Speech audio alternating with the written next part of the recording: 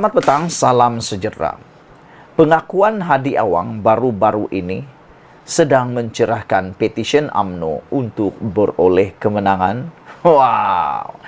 Saudara, sebelum kita teruskan isu pada kali ini, mohon sekali lagi, sesiapa yang belum tekan butang subscribe, tekan butang subscribe untuk mendapatkan isu-isu terkini daripada channel saya ini. Saudara-saudara sekalian, daripada sudut yang lain, fatwa politik Presiden PAS, yaitu Hadi Awang, bahawa memberi wang kepada pengundi ketika kempen pilihan raya adalah sedekah dan bukan rasuah, dengan jelas merupakan suatu pengakuan amalan itu memang dilakukan parti tersebut. Berikutan ia pula dikeluarkan susulan tindakan UMNO Terengganu memfailkan petisyen terhadap keputusan PRU 15 lalu bagi kerusi Parlimen Marang, Kemaman dan Kuala Terengganu. Ia juga suatu pengesahan. Perbuatan memberi wang kepada pengundi memang berlaku sekurang-kurangnya di ketiga-tiga kawasan tersebut. Jadi, jika tidak, mengapa Hadi dengan selamba mengatakan memberi wang kepada pengundi adalah sedekah dan bukan rasuah? Tetapi tahukah Hadi bahawa perbuatan memberi wang ketika pilihan raya atau kempen pilihan raya adalah suatu perbuatan rasuah dan menyogok pengundi serta suatu kesalahan dalam undang-undang pilihan raya? Kalau mahu bersedekah, kenapa tidak melakukannya di luar waktu kempen? Sebelum ini, Pengerusi Perhubungan UMNO Terengganu Ahmad Said mengesahkan pihaknya telah memfailkan petisyen memohon mahkamah membatalkan keputusan PRU 15 lalu membabitkan kerusi Parlimen Marang, Kemaman dan Kuala Terengganu. Ahmad berkata, petisyen difailkan di Mahkamah Tinggi Kuala Terengganu pada 3 Januari itu dibuat kerana berlakunya pengagihan wang secara berleluasa di ketiga-tiga kawasan itu. Dakwanya lagi, pengagihan wang sebenarnya turut berlaku di 8 kawasan parlimen di Terengganu. Namun disebabkan kesukaran mendapatkan saksi, hanya 3 petisyen dapat difailkan buat masa ini. Bersama kenyataan Hadi itu, Setiausaha Agung PN Hamzah Zainuddin juga mengeluarkan kenyataan yang seakan-akan memberi gambaran bukan suatu kesalahan memberi wang kepada pengundi. Kata Hamzah Zainuddin, apabila kita bercakap tentang memberi wang, niat adalah lebih penting mengenai perkara itu. Saya fikir kita perlu berhati-hati berkenan niat. Mengapa wang diberikan dan juga orang yang memintanya, katanya lagi. Makna kata, petisyen UMNO Terengganu itu sudah ada merit untuk mendapat kemenangan di mahkamah nanti. Mungkin kena kerja lebih sikit. Berdasarkan pengakuan Hadi itu juga, tidak bolehkah BN dan PH berusaha mencari bukti berlakunya amalan memberi wang di semua kerusi yang dimenangi PAS pada PRU 15? Entah-entah semua kerusi dimenangi parti itu hanya kerana wang, bukan disebabkan perjuangan. Ditulis oleh Sabuddin Hussein. Sebelum kita berpisah, mohon kiranya anda tinggalkan komen anda. Tekan butang subscribe untuk mendapatkan isu-isu terkini dari channel ini. Adakah anda juga bersetuju dengan tulisan Sabuddin ini? Pengakuan Hadi Awang cerahkan petisyen UMNO beroleh kemenangan. Kita jumpa lagi. Bye-bye.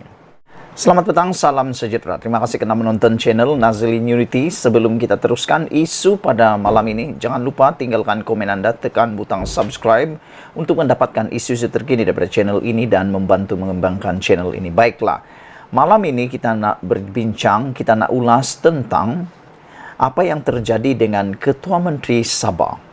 Baru-baru ini, kemelut politik di Sabah memuncak apabila hampir saja pengerusi GRS merangkap Ketua Menteri Sabah yaitu Haji Jinor tumbang dan tewas kepada gerakan politik daripada Bung Mukhtar bersama dengan warisan yaitu Safi Abdal. Namun demikian, apa yang berlaku di luar jangkaan kita, akhirnya Haji Jinor mampu mengekalkan kerusi sebagai Ketua Menteri Sabah.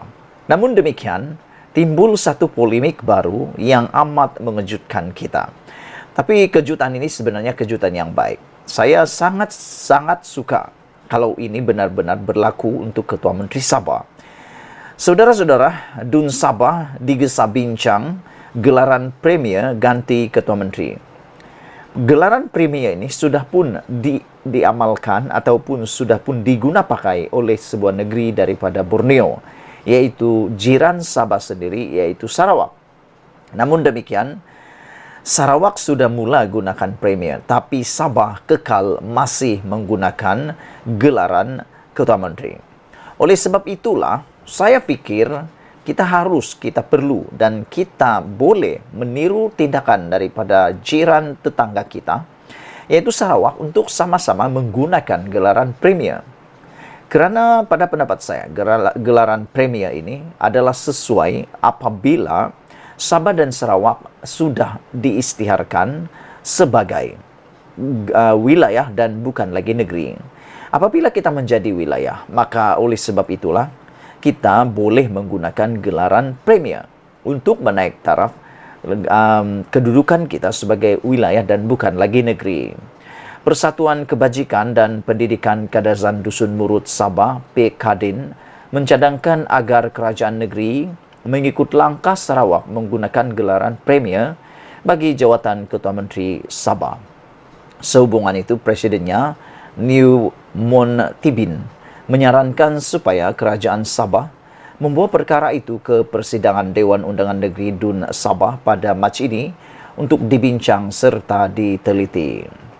Katanya, PKDIN berpendapat gelaran jawatan Ketua Menteri sebaiknya sama, iaitu premier bagi Sabah dan Sarawak, selaras kedudukan kedua-dua negeri itu yang setara. Penyelarasan gelaran jawatan Ketua Menteri itu juga wajar kerana mengikut perjanjian asal pembentukan Malaysia 1963, MA 63. Wilayah Sabah, Sarawak dan Malaya adalah setara. Katanya menerusi kenyataan di Kota Kinabalu hari ini. Newmon berkata Melaka dan Pulau Pinang yang termasuk dalam wilayah Malaya menerusi MA 63 pada masa ini menggunakan gelaran Ketua Menteri.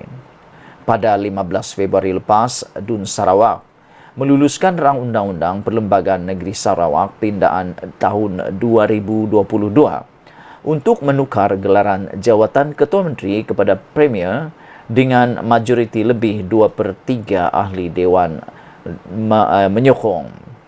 Saudara-saudara sekalian, oleh sebab itulah saya sangat setuju dan saya juga sangat suka sekiranya apa yang kita harapkan, yaitu gelaran Ketua Menteri sama-sama setaraf dengan negeri Sarawak diubah. Sebenarnya apabila kita gunakan gelaran premier, ada kebaikannya. Kerana premier juga membawa satu maksud yang amat sinonim dengan ketua sebuah wilayah. Kalau Sarawak dapat buat, kenapa pula kita tidak, kan? Dan saya hairanlah kalau ada adun yang tidak setuju. Sedangkan Sarawak sudah dapat 2/3 mengundi usul tersebut. Saudara-saudara sekalian, dan kita juga tahu bahawa Anwar Ibrahim sekarang ini sedang memulakan satu langkah untuk